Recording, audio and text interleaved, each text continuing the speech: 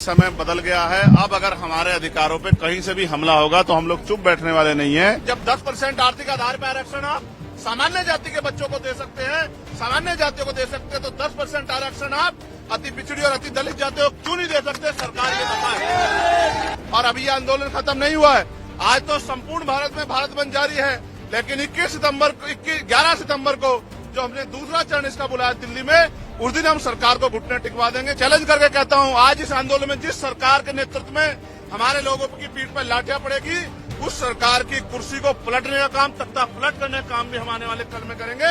इस बात का भी मैं सरकार को चैलेंज देता हूं, मेरी बात को याद रखना। मैं सरकार का विरोधी तो हूं। जब तक सरकार जिम्मेदारी से कोई काम नहीं करेगी, हम सरकार की नीयत पे शक करते हैं, हम सरकार का भरोसा नहीं करेंगे। चंद्रशेखर, आप यहाँ क्यों आए हैं? मैं यहाँ जिस समाज ने सड़कों पे उतर के इस केंद्र की सरकार को और सुप्रीम कोर्ट में बैठे जजों को ये बताने का काम किया है कि समय बदल गया है। अब अगर हमारे अधिकारों पे कहीं से भी हमला होगा तो हम लोग चुप बैठने वाले नहीं हैं। उसी सरकार को ये बताने कि जब समाज सड़कों पे रहेगा तो उनके नेता भी बंगलों में, महलों में नहीं बैठेंगे, वो भी सड़कों पे रह के समाज का संरक्षण करेंगे। जिस तरह से पूरे देश में भीम आर्मी आजाद समाज पार्टी के लोग जिला मुख्यालयों पे सड़कों पे उतर के संवैधानिक तरीके से अपना ज्ञापन दे रहे हैं, अपनी बात रख रहे हैं, बंद को सफल बना रहे हैं, ऐसे ही कार्यकर्ता के तौर पे हम दिल्ली में अपनी ड्यूटी को अदा कर रहे हैं। हम दिल्ली के जंतर मंतर पे पिछले कई घंटों से अपने आंदोलन को मजबूत कर रहे हैं और ये संदेश दे रहे हैं, सारी चीजों पर नजर भी रख रहे हैं कि हम इस आंदोलन से पीछे हटने वाले अब नहीं। कुछ लोग कह रहे हैं आप विरोधी भी हैं बंद की। मैं सरकार का विरोधी तो हूं।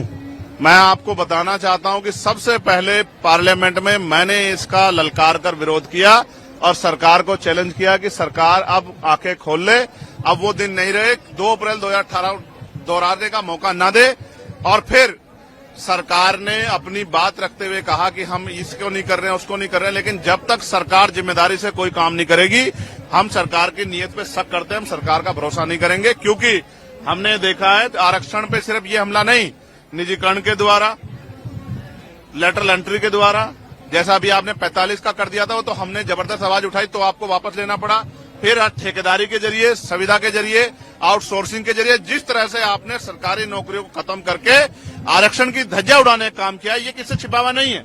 और जिस तरह से आपकी सरकारें निजीकरण को बढ़ावा दे रही हैं, पूंजीपतियों को बढ़ावा दे रही हैं, कॉर्पोरेट सेक्टर को बढ़ावा दे रही हैं, सरकारी स्कूलों को बंद कर रही हैं, नौकरियों को खत्म करें, 69 शिक्षक भर्ती में जिस तरह आपने घोटाले किए, और फिर तमाम तरह से आपकी लंबे समय से नीति, आपकी आइडियोलॉजी हमने देखी। हम इस सरकार के ऊपर, इनकी नीतियों पर भरोसा नहीं करते, इसलिए हमें इस सरकार की नीयत पे खोट है। डॉक्टर बाबा साहब अम्बेडकर ने कहा था, संविधान कितना भी अच्छा क्यों ना हो, चलाने वाले हाथ अच्छे नहीं होंगे, उनकी नीयत अच्छी नहीं होगी, उनकी नीति अच्छी नहीं होगी, तो अंत संविधान बुरा साबित होगा। इसलिए आज हम ये नीला झंडा लेके आते हैं कि हम किसी भी कीमत पे सरकार के हथकंडों को, सरकार की बुरी मंशा को, सरकार के षड्यंत्रों को कामयाब नहीं होने देंगे। एक और बात, अगर सरकार कहती है कि बंटवारे की बात, वो कुछ देने की बात कर रहे हैं, तो मैं आपको विश्वास दिलाता हूं, मैं चंद्रशेखर आजाद, बाबा साहब अम्बेडकर, मान्यवर काशीराम साहब, मान्यवर दीना भाना वाल्मीकि जी के मिशन का सिपाही, मैं आपको विश्वास दिला कहता हूं, ये हमारे भाइयों की बात है। हम अपने भाइयों से इस आंदोलन के बाद टेबल टॉक करेंगे, उनकी समस्या को सुनेंगे, अपनी बात भी रखेंगे और मिलकर अपनी समस्या का हल निकालेंगे। हम बंदर बाट नहीं होने देंगे। हम सरकार को अपने अधिकारों पे राजनीतिक रूप से फायदा लेने के लिए अपने लोगों को लड़ने नहीं देंगे। हम अपने भाईचारा बना के रखेंगे। और फिर मैं कह रहा हूं, मैंने 1.5 साल पहले मांग उठाई थी कि जो जिन जातियों को अवसर नहीं मिले, जब 10% आर्थिक आधार पर आरक्षण आप सामान्य जाति के बच्चों को दे सकते हैं, सामान्य जातियों को दे सकते हैं, तो 10% आरक्षण आप अति पिछड़ी और अति दलित जातियों को क्यों नहीं दे सकते? सरकार ये बताए। लेकिन सरकार ने की मंशा ही कभी ये नहीं थी। सरकार की मंशा तो जातिगत आरक्षण को खत्म करने की है। सरकार की मंशा तो जातिगत आरक्षण को खत्म करके, हमारी संवैधानिक ताकत खत्म करके, आर्थिक आधार पर आरक्षण लागू करके अपने लोगों को फायदा देने की है। सरकार की मंशा तो लेटर एंट्री करके हमारे लोगों को सिस्टम से निकाल के, अपनी विचारधारा के लोगों को सिस्टम में बिठा के, और पॉलिसी मेकिंग में जब उनके लोग बैठे होंगे तो हमारे लिए पॉलिसियां नहीं बनेंगी। इसलिए हमें सरकार की नीयत पे खोट है। हम अपने भाइयों के साथ खड़े हैं। अगर हमारे भाइयों को हिस्सा देने की बात आएगी तो हम अपना हिस्सा भी उनको दे देंगे, लेकिन सरकार की नीयत के खोट को और सरकार की प्रणालियों को हम लोग लागू नहीं होने देंगे। और अभी ये आंदोलन खत्म नहीं हुआ है। आज तो संपूर्ण भारत में भारत बंद जारी है, लेकिन 11 सितम्बर को जो हमने दूसरा चरण इसका बुलाया दिल्ली में, उस दिन हम सरकार को घुटने टिकवा देंगे। अगर आज सरकार ने घुटने टेके, उसके बाद जब पार्लियामेंट का सेशन चलेगा, आप मेरी बात को याद रखना, हम सरकार को घुटने टिकवाने के लिए एक इतनी बड़ा जन समर्थन यहाँ दिल्ली में जुटाएंगे कि सरकार की आंखें खुल जाएंगी, नींद खुल जाएगी, और हम अपने आरक्षण पे, अब अपने अधिकारों पर किसी भी तरह की जो है हमला बर्दाश्त नहीं करेंगे।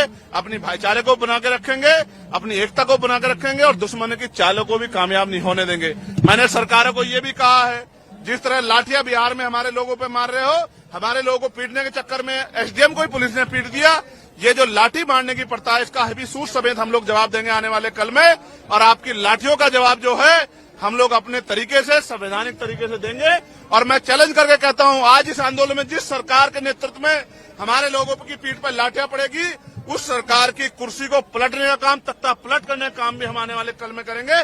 इस बात का भी मैं सरकारों को चैलेंज देता हूं, मेरी बात को याद रखना।